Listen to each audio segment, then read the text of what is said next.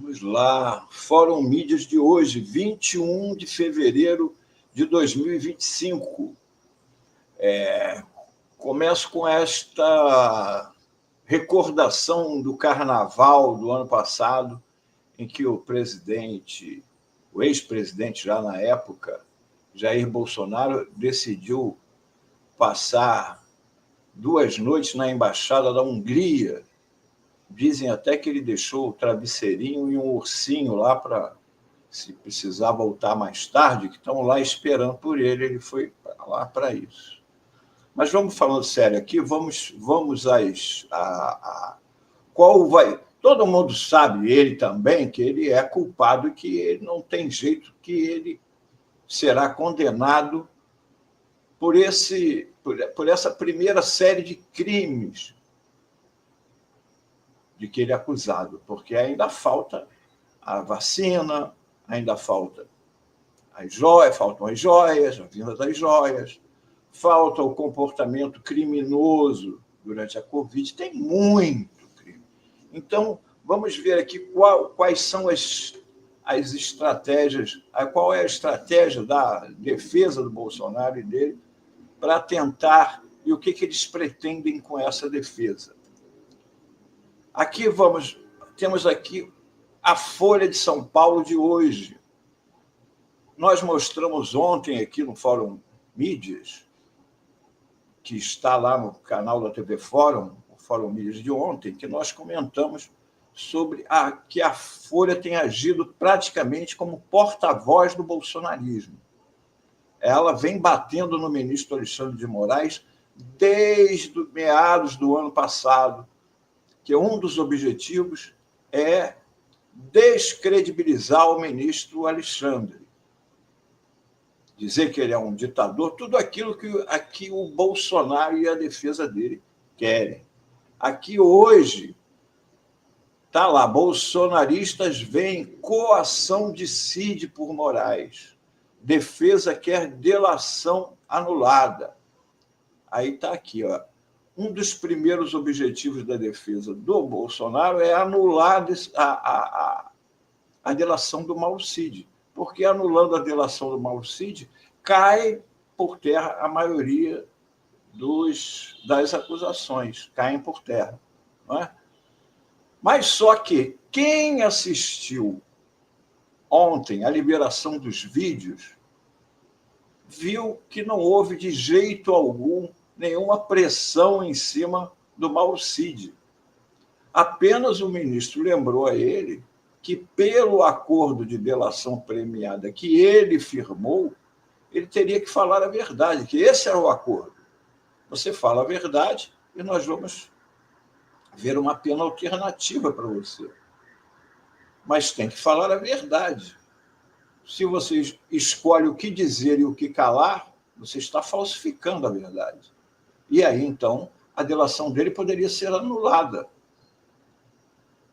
Então, não há pressão. É como você faz um contrato de aluguel. Naquele contrato, você tem que pagar o aluguel. Você não paga o aluguel, você está burlando o contrato. Vai dizer que o inquilino está sendo... O proprietário está sendo violento porque está lhe cobrando o aluguel? Não estava no acordo? Não é? Tirada essa primeira parte, se eles não conseguirem isso, ao mesmo tempo, eles querem, de qualquer maneira, tirar o julgamento da primeira turma. Por quê? Hoje, o Bolsonaro vai ser julgado pela primeira turma e não pelo plenário. Eles querem levar o julgamento para o plenário por 2 motivos que nós vamos desenvolver aqui, né? E para tirar o julgamento da primeira turma, eles estão fazendo uma pressão sobre Moraes, usando as redes sociais, a mídia e o próprio Bolsonaro, que vive espalhando que ele não tem um julgamento justo, que aqui o Brasil é uma ditadura. O filho dele, Eduardo, lá nos Estados Unidos, defende a mesma coisa, que aqui é uma ditadura, que o pai dele está sendo perseguido. Aqui, ó, a Folha hoje... PGR omitiu falas de Mauro Cid que contrastam com denúncia contra Bolsonaro. Procuradoria, por outro lado, enfatiza pontos da delação do ex-adjudante de ordens que incriminam o ex-presidente. Tenente-coronel diz que militares pediram localização de Moraes. Aqui vem citando, aí vem de novo Mônica Bergamo. Decisão de julgar Bolsonaro em turma divide, mas também poupa STF, dizem ministros. Ontem nós mostramos aqui uma matéria da Mônica Bergamo, onde ela dizia que ministros do STF da segunda turma estariam incomodados porque o julgamento seria feito pela primeira e não pelo plenário, que eles queriam que fosse pelo plenário. Ela não chegou a nomear nenhum, mas ela disse que eram ministros, ou seja, mais de um. Aqui, ela hoje, decisão de Alexandre de Moraes de julgar Bolsonaro em turma divide, mas também poupa a STF, dizem os ministros. Mesmo excluídos do debate, alguns magistrados acreditam que a definição é a mais apropriada e evita desgaste. Ou seja, os magistrados acreditam que é a mais apropriada a decisão da primeira turma. Ela está negando a matéria dela. Aí aqui tem a conta de dividir. Um magistrado afirmou à coluna que o julgamento envolver apenas os 5 ministros da primeira turma preserva os demais 6 de um desgaste. Aqui ela vem enumerando uma série de coisas que eles são favoráveis. O STF não explodiria praticamente todas as pontes de diálogo com os parlamentares, ou seja, só a primeira turma sofreria os ataques. Aqui informa que o STF vem sofrendo pressão cada vez maior de deputados e senadores. Então, o fato de ficar na primeira turma é bom para os ministros da segunda turma e bom para o STF no todo. Uma outra vantagem apontada pelo mesmo magistrado é de que na primeira turma, onde terá participação de número reduzido de magistrados, o julgamento será mais célere do que se fosse levado ao plenário. Aqui é um ponto importantíssimo, porque o objetivo da defesa do Bolsonaro, já que ele sabe que condenado ele vai ser mesmo, é alongar o processo, é jogar o processo para embolar com as eleições do ano que vem, em 2026. É esse o objetivo deles, empurrar com a barriga. Então, se 5 juízes forem julgar, o julgamento é mais rápido. Se forem 11 juízes, cada um deles falando, e tudo isso aí vai, no mínimo, dobrar o tempo. Não é? Ainda tem o recesso, tem tudo, vai jogar para as eleições do ano que vem. E, enquanto isso, o julgamento fervilha nas redes, o Bolsonaro se dizendo vítima, né? A defesa sempre jogando com o auxílio da mídia que o rito não está sendo cumprido. Não é? E aqui ainda, a Mônica Bergamo volta a falar que alguns desses juízes, desses ministros, afirmam ainda que Bolsonaro não poderia ter tratamento diferente dos réus de 8/1, que foram julgados no colegiado completo. Gente, nós já falamos sobre isso ontem, e os próprios ministros sabem disso. Os próprios ministros sabem disso. Não é? Nós vamos esclarecer por que eles sabem disso, que o caso do 8/1 foi julgado no plenário e o caso do Bolsonaro agora não vai ser no plenário. Aqui, nós temos a Malu Gaspar no Globo, que também entrou na mesma frente. A brecha que Bolsonaro e outros denunciados veem para escapar da turma de Alexandre de Moraes. Veja bem, é a turma de Alexandre de Moraes. Como se os outros ministros fossem cachorrinhos do ministro Alexandre. É uma pressão incrível. Após a denúncia contra o ex-presidente, a defesa dos investigados identificou uma brecha no regimento. É incrível, essa brecha é incrível. Vocês vão ver qual é a brecha. essa brecha, como eles dizem, pode fornecer a saída que eles buscam para tentar tirar o caso da primeira turma. Eles querem levar para o plenário. Mas não querem porque acham que o Bolsonaro vai se livrar, não. É para alongar o processo. É para melar tudo, para fazer uma confusão geral junto com as eleições do ano que vem. Um dos pontos que devem ser trazidos pelos advogados do Bolsonaro é o artigo 22 do Regimento Interno do Supremo, que prevê que o relator pode enviar o processo para o plenário. Ou seja, o relator pode enviar o processo para o plenário. E quem é o relator? É o ministro Alexandre de Moraes. Então, Alexandre de Moraes vai falar, não, vamos mandar para lá. Sabe? É só empurrando com a barriga.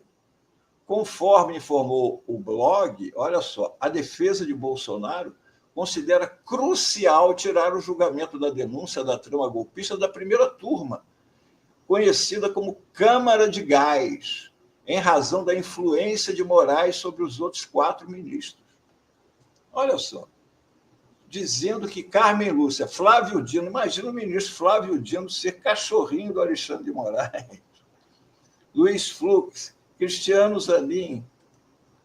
Para interlocutores de Bolsonaro, trazer o julgamento para o plenário poderia atrair para o ex-presidente 2 potenciais votos pela sua absolvição: os ministros indicados pelo Bolsonaro, Cássio Nunes Marques e André Mendonça. Mesmo assim, eles são 2 em 11. Mas eles podem fazer o quê? Os 2 ministros, olha só, nós comentamos ontem, e está aqui a defesa dele claramente, ó, os 2 ministros também poderiam fazer manobras para travar a discussão do caso com pedidos de vista, empurrando o desfecho do julgamento para 2026, em pleno ano eleitoral, algo que Moraes quer evitar. Então, fica claro, a estratégia deles é clara. Eles não querem, eles não têm estratégia de defesa. A estratégia da defesa é protelar o julgamento, empurrar para frente,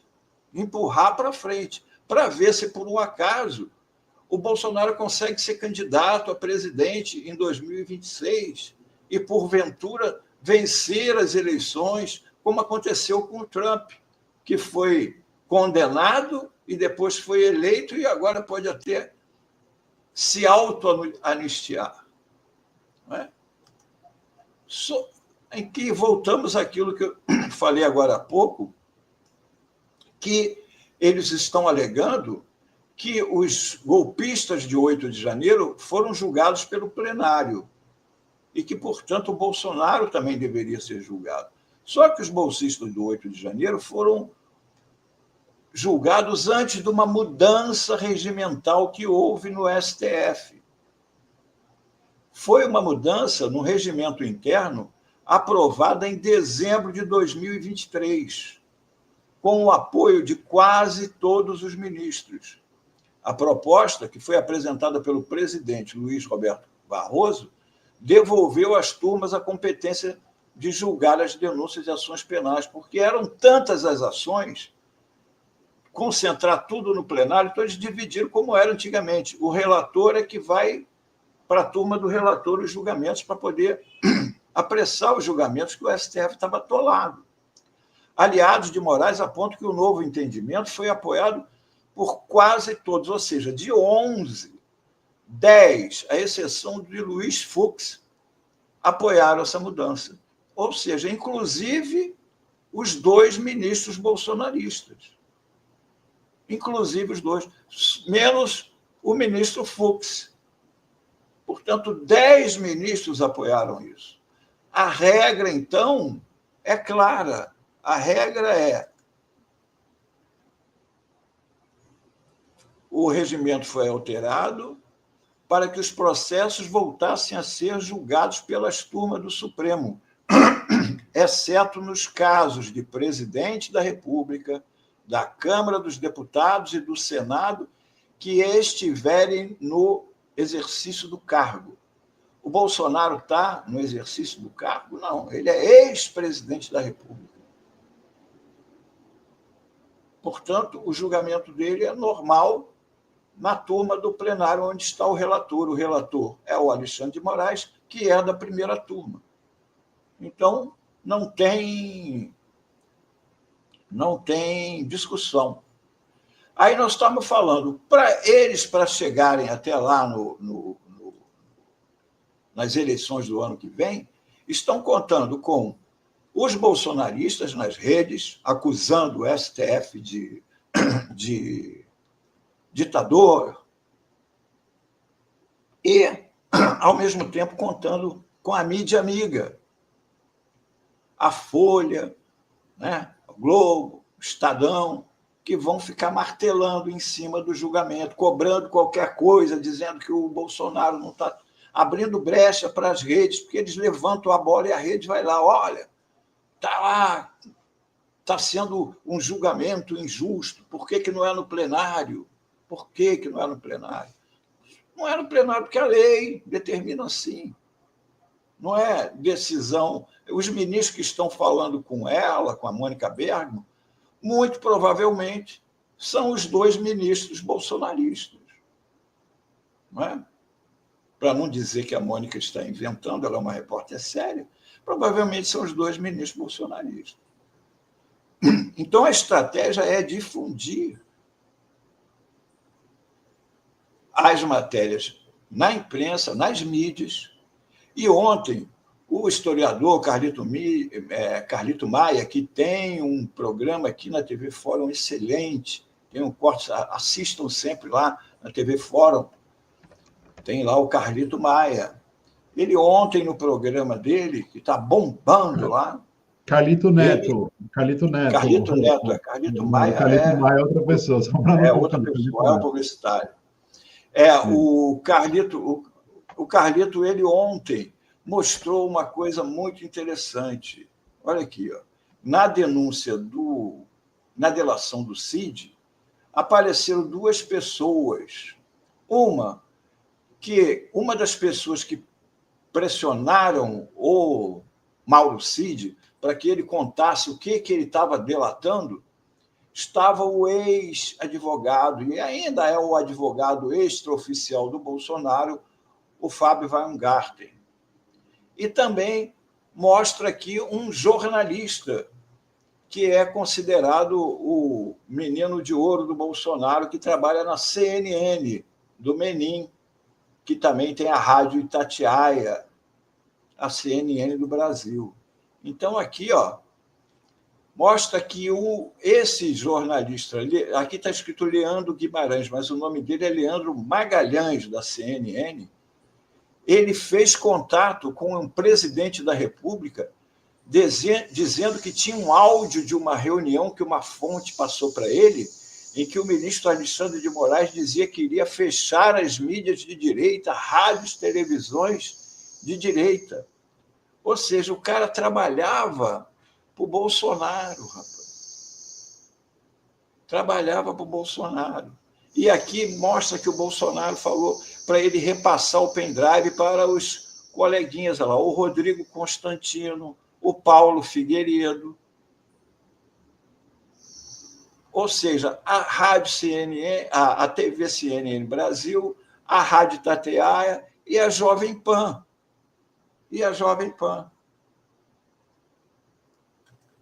Então, resumo da defesa. Anulação da delação do Mauro Cid. Cada vez mais afastado, né? Levar para o plenário. Eles vão bater nisso aí até cansar.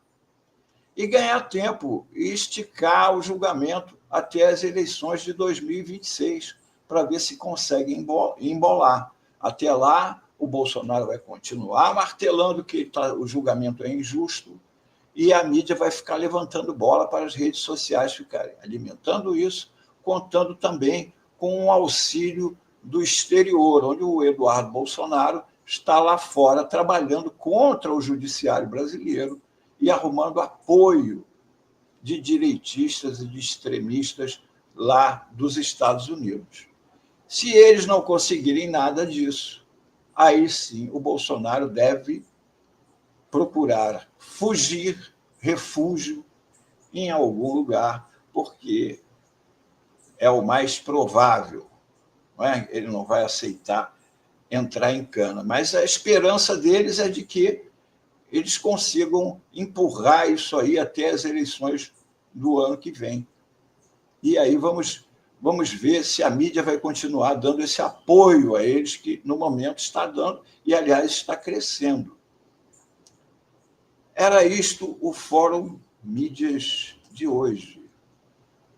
Isso aí, Melo, muito bom, ótimos apontamentos, desde a lembrança do Bolsonaro na Embaixada da Hungria até, mais uma vez, né, esse reforço de como a Folha está encampando essa narrativa para minimizar, né, a gravidade da tentativa de golpe. Folha Não minimizar, rádios, né? E Rádios rádio, do Brasil. É muita, a comunicação pela rádio é muito importante para o interiorzão do Brasil, e essas rádios de extrema-direita ficam batendo o tempo inteiro, que o julgamento é injusto, que o plenário tinha que ser todos os juízes para julgar, por que com o Bolsonaro é só a turma do Moraes? É isso que eles estão falando. É curioso que a impressão que dá da Folha de São Paulo é que, assim, não é que ela tenta minimizar a tentativa de golpe, mas ela tenta livrar o Bolsonaro, né? Porque ela tem muitas matérias em que ela aponta que houve, sim, a tentativa de golpe e tudo mais, mas dá a impressão, né, que é dentro de uma narrativa em que ela tenta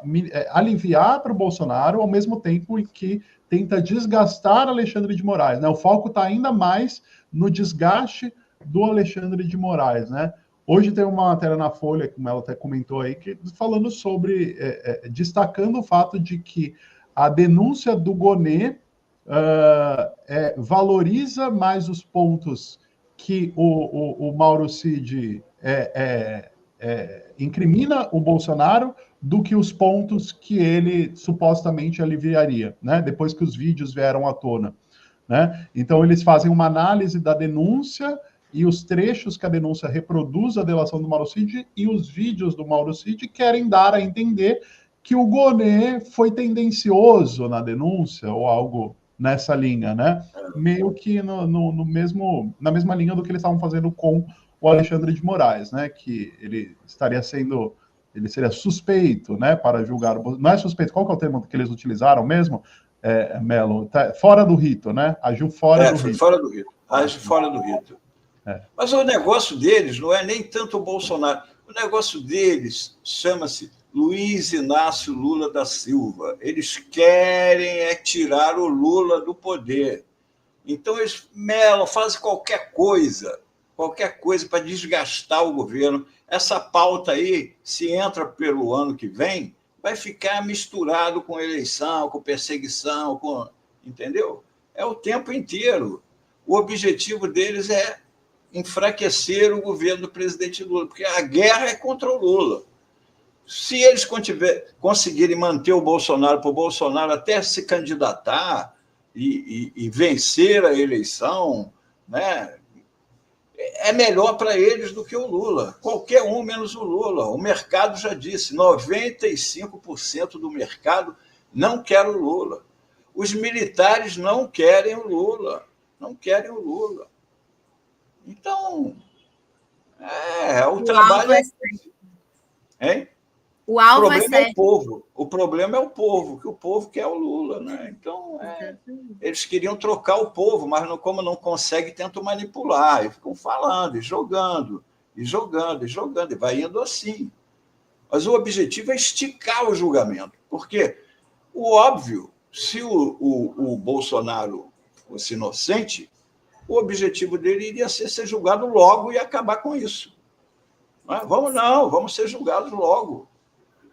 Até tem uma discussão, o presidente Lula falou que ele tem que provar que é inocente. Ele não tem que provar que é inocente. A acusação é que tem que provar que ele é culpado. Não é? Você não prova que você é inocente. A acusação é que tem que provar que o Bolsonaro é culpado. Porque no caso do Lula a lógica se subverteu, né, Melo? Porque no processo contra o Lula, ele teve que provar que ele era inocente, né? Então, talvez ele esteja falando isso porque com ele foi assim, né? Em nenhum momento a acusação pôde provar que o presidente Lula cometeu tudo aquilo que eles estavam apontando, né? Foi o contrário. Fato, o Lula precisou provar que o que ele estava sendo acusado. Fato indeterminado. Fato indeterminado. Foi condenado por fato indeterminado. Nunca vi. Foi condenado pelo quê? Fato indeterminado. Exatamente. Fato indeterminado. Pronto, estou condenado agora. Quantos anos? Indeterminado, depende. Por causa de um apartamento que não era dele, né? Por causa de um apartamento que não era dele, né? Eu sempre me recordo, vem da delação do Mauro Cid, esses vídeos, eu sempre me recordo da oitiva do Lula com o Sérgio Moro, né? Porque tem os vídeos também do Lula prestando depoimento para o Sérgio Moro. E tem aquele trecho em que o Sérgio Moro fala assim, o apartamento era seu? Ele fala, não, mas o senhor visitou. Visitei. Mas era seu? Não. Então, por que visitou? Porque queriam me vender. O senhor comprou? Não, não comprei. Mas tem um contrato. Está assinado? Não, não está. Então, pode guardar para mim, por favor. Não, e o mais curioso de tudo é que eles não conseguiram provar nem que ele era dono do tal triplex, que não era, nem que ele era dono do tal sítio de Atibaia, que também não era. E aí o condenaram por ocultação de bens. É que ele foi tão Quando não acho, é porque inteligente ele ocultou, que ele ocultou a propriedade do triplex e ocultou a propriedade. É tão fácil. O sítio de Atibaia, né? Não era. Exatamente. Você vai e acusa a pessoa, ó, você é dono do Pão de Açúcar aqui no Rio de Janeiro. Mas eu não sou prova. Não, mas você ocultou a propriedade do Pão de Açúcar. Mas o que é você, tenho certeza. É uma loucura. E é assim que eles vão empurrando com a barriga. É um pouco a tese do domínio do fato também, né? Que eles inventaram lá atrás no Mensalão, né? Olha só, o Fábio Potter mandou aqui para a gente um superchat, a gente agradece muito, ele falando o seguinte, só lembrando que mesmo que eventualmente a delação seja anulada, as demais provas continuam no processo. A delação é o meio para se conseguir as provas e não é a prova em si. Exatamente. É verdade. Exatamente. Mas mesmo assim, é isso que eles querem, porque isso daí mas derruba por terra grande parte de tudo, não é? Porque tudo começou dali.